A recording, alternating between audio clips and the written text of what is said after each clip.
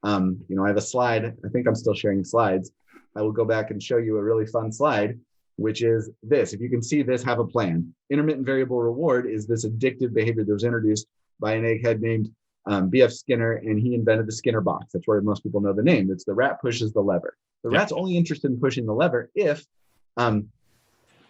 there's variation. If he gets a pellet every time he pushes the lever, it becomes an ATM machine, which creates zero addiction, right? Nobody loves putting $1 in, getting $1 out. Right. That's just predictability. It's beautiful when you're the business owner, and that's what we want to get people away. The original intent of this slide was to show that business owners should be having this level of predictability in their growth, in their lead pipeline. But it's still interesting in what you just said. People like variety, right? But people like consistency. So my answer becomes this. We found a play button wherever you put it. If you put it into an email, if you put it into a LinkedIn message, a social media outreach, you put it into your ad, showing that play button. It's a little red triangle. It's ubiquitous. You put that play button in, we see as much as 60, 70% click-through rates because people go, I'll watch this, especially if they know it's only going to be a few minutes. Now, what we see is most people will watch 17 to 30 seconds. It's right in there. 15 to 30 is kind of a nice round range, but at 17 seconds is our data showing us that everybody who clicks will commit through. On average, you're getting 17 seconds. So all right, so this is fascinating, right? So 17 to 30 seconds, we're sitting here, we have effectively created an hour of video today. But what we're saying is there were 17 seconds of great stuff in here somewhere. But that is what you're saying, right? That if we are thinking about how to message the world and make friends with strangers, it's a series of 17 to 30 second videos. There's a little more nuance to it, but you're not wrong. I bet there is. I mean, I just made this shit up. So every 10 seconds. So here's where we're at. Yeah. You've heard the comparison to humans and goldfish. That our attention spans in the modern age are about the same. They test to a similar track of 2 minutes or less in about 20 seconds on average. And what we find is the last 10 seconds just sold the next 10 seconds, which sold the next 10 seconds. And this isn't new. This was P.T. Barnum with a 3-ring circus, 150 years ago. Like this stuff isn't new. We just have quantified it. And you need to know that I'll tell you what you did right. It gets very meta, but this opened with a promise. People knew what they were buying when they got here. You reintroduced it, Dan. You said, hey, we're going to cover these things. Hey, grow your network, 10x, 20x, 30x, turn strangers into connection. Like you're teasing that and putting that there. That's 10 seconds selling the next 10 seconds, selling the next 10 seconds. Yep. We watch video drop off and we can see where it gets dull. Sure. We work with copywriters and we can tell where people quit reading, where people lose interest. We want to see those numbers, and our job is to make things addictive. I got paid a lot of money at some point to work when I was working for World Series of Poker to create an addictive campaign. And they said, we want something that stimulates people to keep. I know a lot more about addiction than I'm sharing because it's such a fun topic to me. But they said, could you create something that makes people want to keep playing and keep coming back? And I said, isn't that what poker is? And they said, yes, but we need you to turn that into marketing.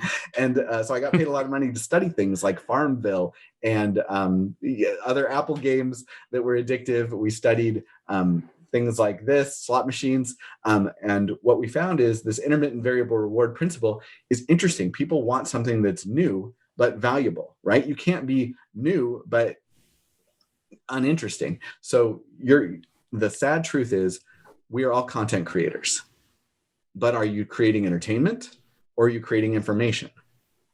Okay. To create value, you have to find the marriage of those two things. Interesting. I'm telling you not to make a 45-minute webinar. I'm telling you not to do a 4-hour training. I'm telling you don't need to do that stuff to get people interested. The opener we recommend is a 1 to 2 minute video that answers, those 3 of the 4 C's, where you literally say, hey, I'm interested in working with you. I've done things like X, Y, and Z for clients who are like you, and I would love to show you or share with you what we're seeing working in the industry right now.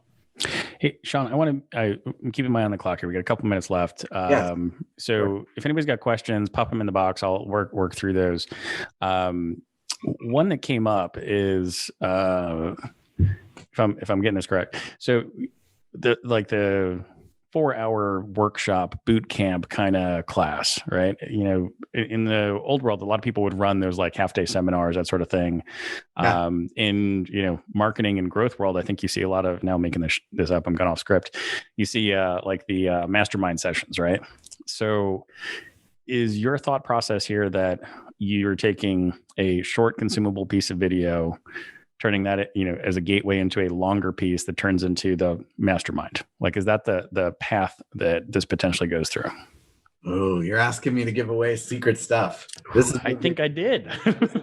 This is getting into secret sauce. And I told you, like, I'm not, the last thing I want is an exercise in theory. And then I tell people, now, if you want to know the rest of this, you have to pay me money, right? So here's the answer we found right now that's working the best is all of the stuff we're talking about right now is free. Yep. People will invest. And the doctoral thesis I need to work on next is there's a relationship between how much time and energy people invest with you to how committed they are to complete it. There's a dollar amount to it, but we found simple things like an application. So someone says they want to request time with you, we'll throw the calendar up and they can book time, right? As soon as they finish booking time on your calendar, we throw an application up. That application can have 3 questions, name, phone number, and email address, or it can have 15 questions. We found the right answer is to make them sell themselves on you. Okay. And so it's a question like this. I mean, again, I'll give you the formula. The question is, why are you a good client for Dan, for Value Scout, for insert business name? Why should you work with Relevant? We'll say it differently. We'll say, what about Relevant or Shawn interested you in booking this appointment? Right. Here's what we learned. You knew there was a punchline coming. I'm a data guy. We put the calendar up first, then we put the application, and we had higher quantity, lower qualification. We flipped the order. We put the application first. Yep. We had more people finish the survey, first of all, because you want that information. Right. And we had more follow through as a percentage, but we had a lower quantity of total scheduled appointments. Now, what game are you in? Right. You want 100 calls a month?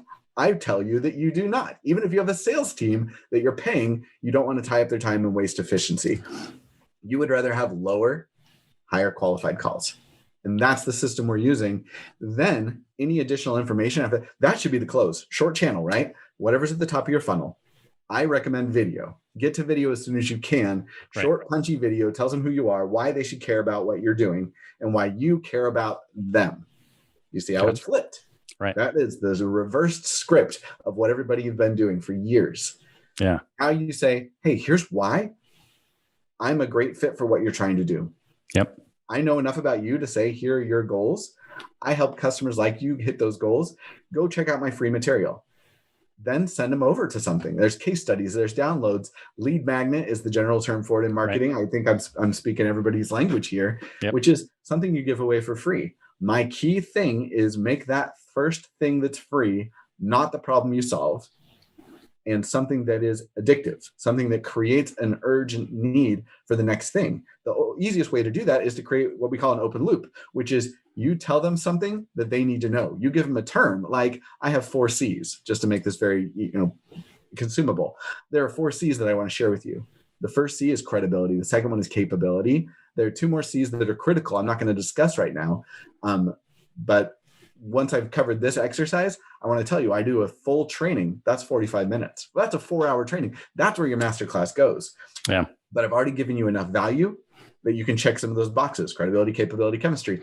You're still waiting for the punchline. You're going to be sold eventually. But by the time in my sales training, I say, never tell them the price until they ask you for the price, because the price is irrelevant until they know what you sell.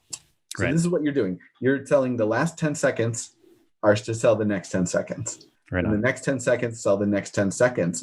Don't worry about how you would close this client. Don't worry about getting this client, into a sales or a conference meeting. Worry about getting this client to push play on your video. Very cool. Worry about that video having enough compelling information, enough value to get them to that next step, which I believe is a phone call or a longer format piece of content, then I put it behind a pay gate. So I'll give you that little piece. And then I'm also watching the clock, knowing that I want to be respectful of people's time and give them that valuable information. Charge a low amount. $7 is still making them pull out their credit card and say, I'm interested in this content. Exactly. 97, 197. Those are the numbers you'll see going around right now, because those are working. Yep. All right. So, Shawn, this has been awesome. I'm going to recap here real quick. So, good luck. I think I heard niche down, know yourself, the 4 C's, like figure out like what you are, what the market is you're chasing. And to really scale the network is video, right? Like that's how we become friends with strangers and I think the other relevant point I hear is 17 to 30-second bites. Do you think I hit that, or did I miss something out that's pretty important? I think all of that's accurate. I would just, again, there's nuance in all of this. I would say video is the one I've been touting on this, but basically you're looking for whatever's comfortable for them. Podcast works really effectively. Also true. For those, So there's different things that fill in that blank. What I did not want to be at the start of this was prescriptive and say, here's the funnel to go and repeat. It really goes back to know who your audience is, know what they care about, know what's interesting to them, know what the next stages of their business are. We mentioned pest control, construction companies. That is not going to be, it should not be the same model as helping a tax planner or a digital marketing agency. Right. And, you sort of just mentioned channels there.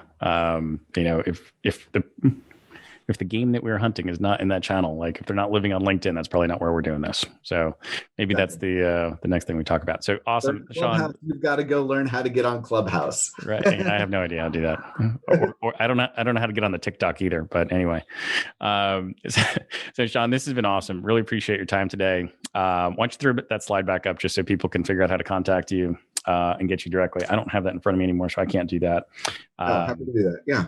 But thanks again, and we'll catch up soon. Perfect. Yeah. Appreciate everyone's time and attention. Happy to answer these kinds of questions. Good luck growing your business. Awesome. Thanks again.